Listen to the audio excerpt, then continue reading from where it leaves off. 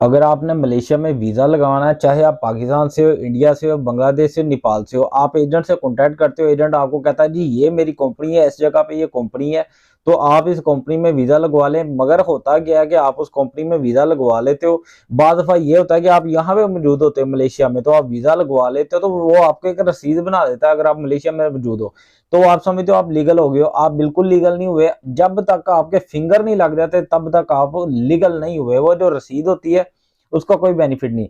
अच्छा, कैसे चेक करना है कि ये कंपनी 1 नंबर है कि 2 नंबर है? कैसे चेक करना है ये कंपनी सही प्रॉपर एग्जिस्ट करती है कि नहीं, मौजूद है कि नहीं?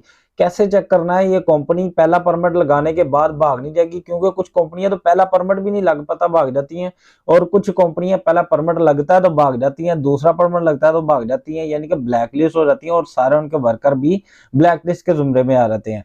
तो मैं आपको बता देता हूँ कि कंपनी किस तरह चेक करना है। कोई भी एजेंट आपको बताएगा ना मेरी ये कंपनी है, आपने यहाँ पे सर्च कर लेना है कि कंपनी न्यू ना हो, कंपनी नई बनाई ना हो, क्योंकि जो नई ताजी कंपनी होती है इसमें ये होता है कि कंपनी एक बनाई जाती है वक्ती तौर पे, आर्जी तौर पे। जब उसके अंदर एक कोटे की मिकदार होती है, मिसाल के तौर पर उन्होंने 100 वीजे निकालने हैं, 200 वीजे निकालने हैं, वो निकाल देते हैं। उनकी कंपनी नेक्स्ट ईयर जब आ जाता है, अगला साल आ जाता है, इमिग्रेशन को वो रिपोर्ट पेश नहीं कर पाते बिजनेस की, और वो उनको मुतमिन नहीं कर पाते, जिसकी वजह से वो कंपनी ब्लैक लिस्ट कर दी जाती है। तो मैं ये बता देता हूँ कि ये किस तरह चेक करना है कि कंपनी 1 नंबर है कि नहीं। एजेंट आपको कोई भी कंपनी का रेफरेंस देगा, मेरी ये कंपनी है, मेरी वो कंपनी है, कंपनी हमारी है, बड़ी अच्छी कंपनी है, बहुत सारे इसके अंदर वर्कर है। तो मैं आपको बता देता हूँ कि ये कंपनी को चेक किस तरह करना है। तो मैं आपको ले लेता हूँ कंप्यूटर की स्क्रीन पे। तो जी मैं आपको ये ले आया हूँ गूगल में। गूगल में आके मैंने यहाँ पे लिखा हुआ है collab Malaysia ROC number. Collab एक कंस्ट्रक्शन की कंपनी है मलेशिया के अंदर। तो ये इसका मैंने देखा कि आरओसी नंबर। अब आरओसी नंबर क्या होता है? ये एक बेसिकली रजिस्ट्रेशन नंबर होता है।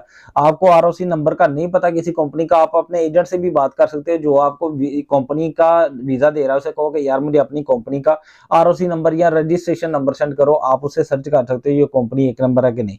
मैंने यहाँ पे जी आरओसी नंबर लिख दिया। ये मैंने सर्च करने के लिए कि मुझे इस कंपनी का सिर्फ नाम पता था, आरओसी नंबर नहीं था पता, इसलिए मैंने सर्च करने के लिए ये लिख दिया।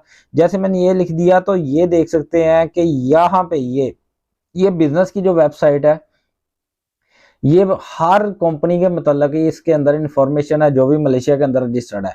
ये देखिए ये बता रही है जी ये कंपनी का ये आरओसी नंबर है, यानी कि रजिस्ट्रेशन नंबर है। जो मैंने बताया था कि आरओसी नंबर रजिस्ट्रेशन नंबर ही होता है।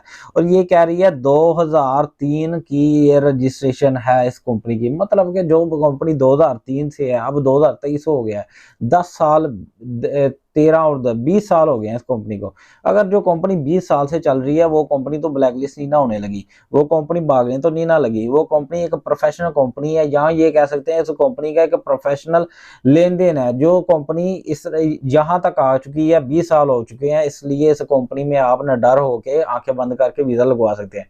ये कंपनी की मैं मिसाल दे रहा हूँ।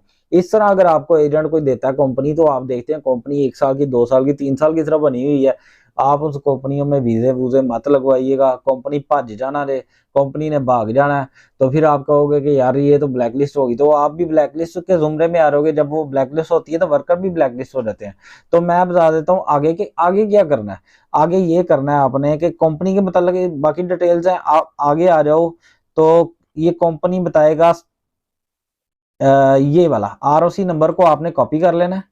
मैं आपको थोड़ा बड़ा करके दिखा देता हूँ। कंप्यूटर के ऊपर भी ऐसे ही है, मोबाइल के ऊपर भी ऐसे ही है। तो ये आपने इसको कॉपी कर लेना है। ये रजिस्ट्रेशन नंबर को मैंने कॉपी कर दिया। इस वेबसाइट पे आ रहे हो, इस वेबसाइट का लिंक मैं डिस्क्रिप्शन में दे दूंगा। आंखें बंद करके जो है ना चलाना।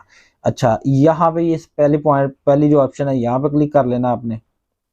ये इमिग्रेशन की वेबसाइट है, डिटेल देती है सारी कंपनीज की। उस यहाँ पे आपने वो वाला जो आरओसी नंबर था यहाँ पे पेस्ट कर दिया, यानी कि वो यहाँ पे लिख देना है। अब यहाँ पे क्या करना है, आपने पहले वाला जो जीरो है ना ये हटा देना है। जब वही कंपनी का आरओसी नंबर होगा उसके पहले वाला जीरो हटा देना है। और एंड पे जो इंग्लिश का लफ्ज है ना, ये देखिए जो इंग्लिश का एंड वाला लफ्ज है, इसमें क्या करना है, इसमें एक आपने डैश डाल देनी है। ये मैंने डैश डाल दी। तो इंग्लिश के लफ्ज से पहले आपने एक डैश डाल देनी है, उसके बाद आपने इसको सर्च कर देना है। जैसे ही सर्च करेंगे ये देखिए कंपनी का सारा डिटेल आ गई। अब मैं बताता हूँ, ये कंपनी का टेलीफोन नंबर है जी। तो ये कंपनी का फैक्स है वैसे नीचे, और ऊपर जो है ना कंपनी का टेलीफोन नंबर है, ये कंपनी का ओरिजिनल नंबर है। अगर आपको एजेंट कहे कि जी कंपनी आपकी ब्लैक लिस्ट हो रही है, ये है वो, आप इस कंपनी पे डायरेक्ट कॉल कर सकते हो, क्योंकि ये रजिस्ट्रेशन नंबर है इमिग्रेशन के पास कंपनी का, ये बंद नहीं होगा।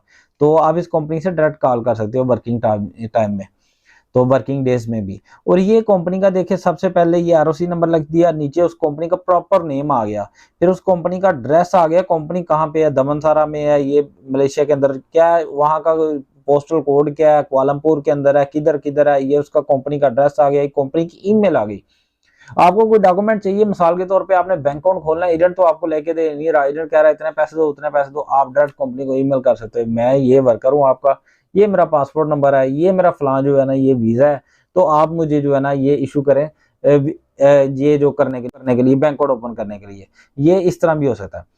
तो ये बाकी उसके नीचे काफी सारे डॉक्यूमेंट्स हैं जो कि इसकी प्राइवेसी है, मैं नहीं चाहता कि उसको मैं जो है ना दिखाऊं आपको, तो मैं आपको बता देता हूं कि इस तरह आप किसी भी कंपनी को चेक कर सकते हो। अगर कंपनी बंदे दी पुत्र हुई, यानी कि कंपनी अगर लीगल हुई, तो यहाँ से उसकी सारी इन्फॉर्मेशन मिल जाएगी, तो आप यहाँ से उसकी इन्फॉर्मेशन निकाल सकते हो कि कंपनी का क्या सिचुएशन है।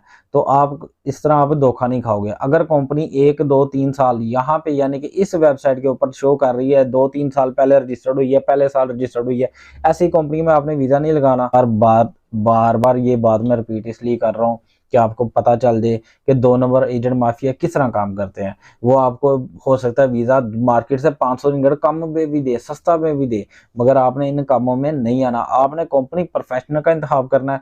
आप धोखा नहीं खाओगे, आराम से आपका वीजा लग जाएगा। 10 साल का वर्क परमिट होता है, 10 यानी कि हर साल रिन्यू करवाना होता है, 10 साल तक वो रिन्यू होता है। कंपनी आराम से आपका 10 साल तक वीजा रिन्यू करेगा। 10 साल में जब चाहे आप पाकिस्तान जाओ, इंडिया जाओ, बांग्लादेश जाओ, नेपाल जाओ, अपने कंट्री जाओ, और जब मर्जी वापस आओ। तो ये 2 3 चीजें थी। तो इस तरह आप कंपनी किसी भी का भी स्टेटस चेक कर सकते हो कि कंपनी किन्ने को पानी चाहिए। तो वीडियो अच्छी लगी है तो लाइक कीजिएगा, दोस्तों के साथ शेयर कीजिएगा, अपना बहुत सारा ख्याल रखिएगा। तो ये वो काम है जिसके लोग पैसे लेते हैं, मैं आपको फ्री बता रहा हूँ। तो अपना बहुत सारा ख्याल रखिएगा। चैनल को सब्सक्राइब कर दिया हुआ है तो सब्सक्राइब कर दे। तो अपना बहुत सारा ख्याल रखिएगा, सब्सक्राइब कर दे। तो अस्सलाम वालेकुम।